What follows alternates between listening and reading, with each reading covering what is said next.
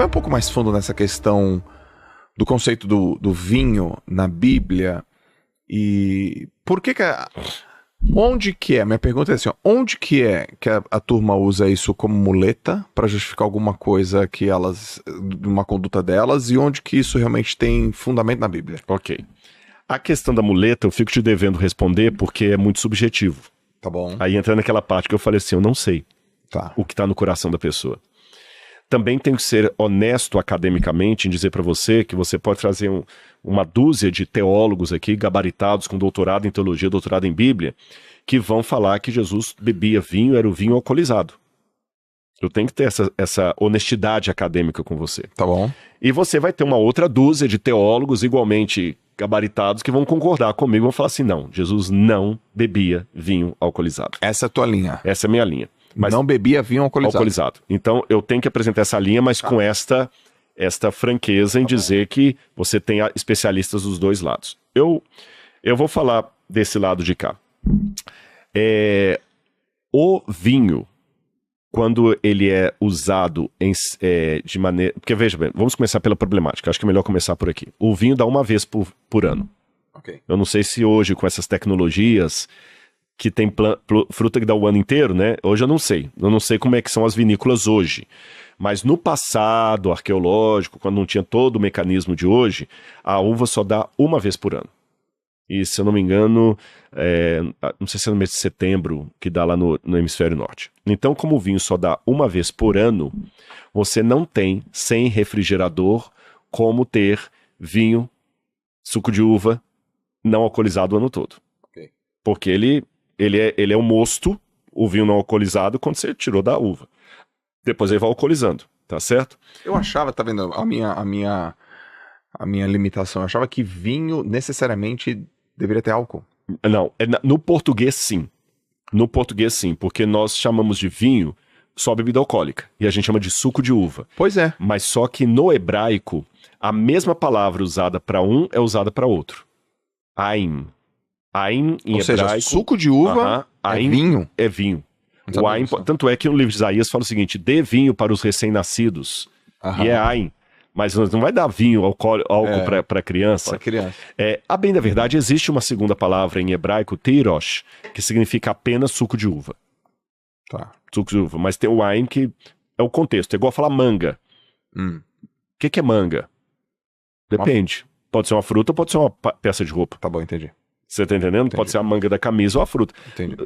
Só a palavra manga, ela não me diz nada. Entendi. Porque você pode estar falando de uma coisa ou de outra. Então, só a palavra ain, vinho, não significa muito. Em grego, você tem oinos, que também é um sentido duplo. Ela pode significar tanto o suco da uva, como... Não existe a palavra suco. Hoje você tem, em hebraico moderno, você tem mitz tapuzim, suco de laranja. Tá bom. Mitz é suco, em hebraico moderno. Mas não existe mitz na Bíblia. Suco. Entendi. Você entendeu? Você tem o vinho.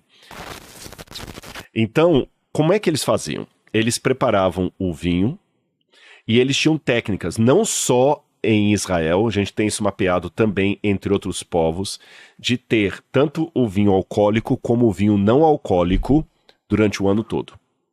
Tá. Era o vinho não alcoólico, por exemplo, que era dado às crianças. Okay. O vinho alcoólico, ele sim, era praticado, muita gente bebia e tudo mais, mas ele não era bem-vindo, por exemplo, no mundo romano. Por incrível que pareça, há muitos textos, especialmente dos epicureus, dos estoicos, nossa, vai ler Marco Aurélio, que descem o sarrafo na bebida alcoólica, no vinho alcoolizado. E eles falam que esse vinho alcoólico, ele traz malefícios para a sociedade terríveis. Terríveis. E só tem uma coisa que todo mundo usava, duas coisas que eles usavam esse vinho altamente alcoolizado. Ou você usa esse vinho para funções medicinais, por exemplo, a pessoa precisava de alguma coisa, você dava um vinho altamente alcoolizado para ele, até o vinagre, se fosse o caso, para servir de morfina. Tá bom. Que aquilo te anestesiava. Então assim que eles operavam as pessoas, por exemplo, que até trepanação era feita no Egito Antigo, então você dava aquele vinho. Você usava aquele vinho também para esterilizar machucado. Ele era bom. Na parábola do bom samaritano, Jesus fala que o camarada que ajudou o outro que estava ferido lá, colocou na ferida dele óleo e vinho. Tá. E você usava também, num segundo momento, para purificar a água. Eles não tinham filtro, mas já tinham a noção que a água contaminada poderia matar. Então, como é que eles purificavam a água? Colocando um pouquinho de vinho. O vinho purificava a água. E tinha uma dose, era 10, era 1 para 10. Tá. 1 para 10. 10 de água, 1 de vinho.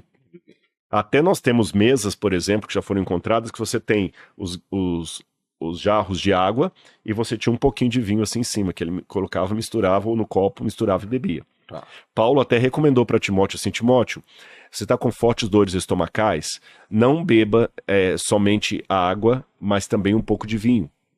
Tá. Aí muita gente fala, tá vendo? Paulo recomendou Timóteo a tomar vinho. Gente, é porque Timóteo estava tomando a água pura.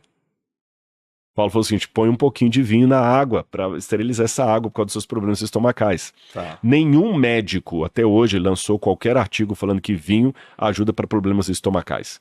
Os benefícios do vinho são outros, problema estomacal nenhum. Uhum. Então Paulo não estava recomendando o vinho para curar o problema do estômago dele. Era o problema da água. E tem muitos, Plutarco, tem muitos autores da antiguidade que eu poderia usar aqui, tanto gregos quanto romanos. No caso específico dos judeus, havia o consumo de vinho, sim, durante a história de Israel. Noé plantou uma vinha, se embriagou com o vinho e ficou pelado dentro de casa dançando. É lógico que aquele vinho que ele tomou era alcoólico, porque ele ficou doidão. Tá certo? A Bíblia fala também de Nadab e Abiú, que eram 2 filhos promíscuos que ficavam enchendo a cara de vinho e tudo mais. Quando Sansão teve o voto de Nazireu, Deus falou assim, ó, você não pode nem olhar para o vinho, nem para derivados da uva. Então havia a prática de vinho, de uso de vinho alcoólico na história de Israel. Agora, isso que Deus tolerou, mas Deus dava regras. Vocês não devem fazer isso. Por exemplo, lá no Novo Testamento fala que o homem que deveria cuidar da igreja não poderia ser dado ao vinho. Ok. Está em Timóteo. O líder da igreja não pode ser dado ao vinho. E nas reuniões, e nós vemos a situação de Jesus com o vinho em 3 situações. Em 3 situações. A primeira, em Caná da Galileia, quando Jesus transformou água em vinho. Tá. A segunda, quando os acusadores de Jesus falam o seguinte, ele é beberrão, ele bebe vinho. Jesus falou o seguinte, engraçado, veio João Batista que jejuava, vocês falavam que ele tinha um demônio. Vem o filho do homem que bebe vinho, vocês falam que ele... E a terceira é na Santa Ceia, quando Jesus abençoa o vinho e o pão. Vamos analisar cada uma delas. No milagre de Caná da Galileia, as pessoas já tinham bebido a festa toda. Porque quem defende o uso do vinho na Bíblia fala, Deus condena a embriaguez, não a moderação. Okay. O argumento é esse. Mesmo esse grupo aqui que acha que pode-se beber o vinho alcoolizado, ele fala o seguinte, desde que eu beba de maneira moderada, Deus não me condena. Okay. Ele condena a embriaguez. Okay. Aí tudo bem. Se assim Jesus transformou água em vinho no final da festa, quando todo mundo já tinha bebido vinho a festa toda. Certo. Então eles já tinham bebido vinho. Jesus vai dar mais vinho para eles? Onde é que está a moderação? Certo. Onde é que está a moderação? Se Jesus transformou a água em vinho alcoólico, Jesus deu mais álcool para quem já tinha bebido a festa toda. Certo. Não tem moderação nenhuma nisso. Esse é o primeiro ponto. Com relação à Santa Ceia, Jesus não iria usar na Pêssar, que a Santa Ceia coincidiu com a Pêssar, que é a Páscoa. Na Páscoa você não podia usar nenhum alimento com fermento. O pão não podia ser fermentado, tinha que tirar o fermento da casa, e o vinho também não poderia ser fermentado. Tinha que ser o mosto, tanto é que nos manuscritos do Mar Morto, nós encontramos toda a lei de Israel falando que o sacerdote deveria tomar o mosto. O mosto é o vinho não fermentado, tá. O vinho não alcoólico. Então Jesus não faz sentido Jesus transformar aquilo em vinho alcoolizado, porque ele estaria quebrando a própria regra ali, que era um pão sem fermento e vinho sem fermento. Um outro detalhe aqui, agora fora da Bíblia. Eu respeito, como eu falei, pessoas que bebem, e até os que bebem moderadamente, e acredito que na prática tem muita pessoa que ele bebe de maneira moderada. Sim. O meu sogro bebe, mas bebe de maneira moderada. Todo final de semana ele gosta da cervejinha dele lá, colocar o caipira dele e escutar. Eu nunca vi, e nem da minha esposa contar, nem depois que eu entrei pra família, meu sogro bêbado, caído na rua, ou chegando em casa, não, ele bebe a cervejinha dele, ele para na cerveja ali. Só cerveja. Então eu acredito que há muitas pessoas assim, e também quero acentuar mais uma coisa. Eu dei o exemplo da minha própria família. Eu acredito que há pessoas boas, eu não meço o caráter da pessoa pelo fato dela beber ou não beber. Tá certo? Tem pessoas que bebem e têm um caráter melhor do que muito, muito abstêmio. Certo. O que entra pela boca não contamina o homem, mas o que sai dela. Então, o que acontece? Só que eu faço perguntas a essas pessoas. O que pode acontecer com o seu jeito moderado de beber? Aí eu vou agora devolver a pergunta para aqueles que acham que eu posso beber vinho porque a Bíblia fala do vinho. Sim. Por que eu posso beber o vinho e não o uísque? O princípio é o mesmo. Se eu posso beber o vinho, eu posso beber o uísque. Ah, não, mas não.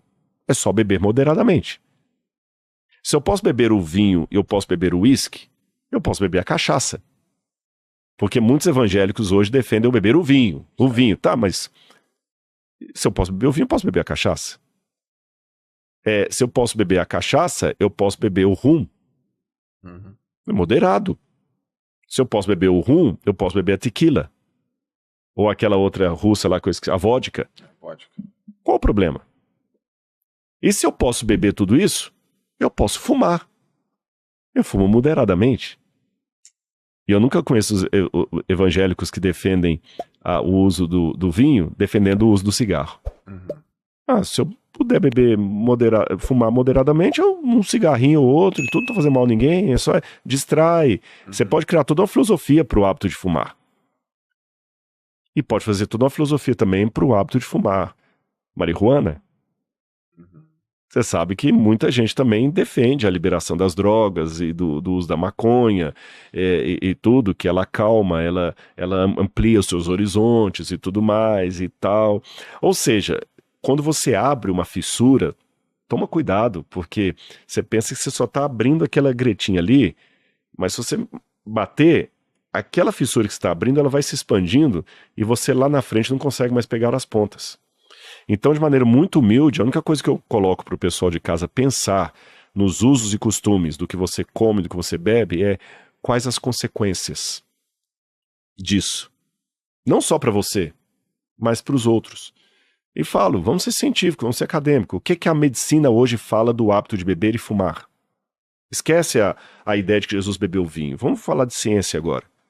E não tem nem o que discutir. Você entendeu? O que a ciência fala do consumo de carne gordurosa? Não tem nem o que discutir. Exatamente, esse que é o ponto.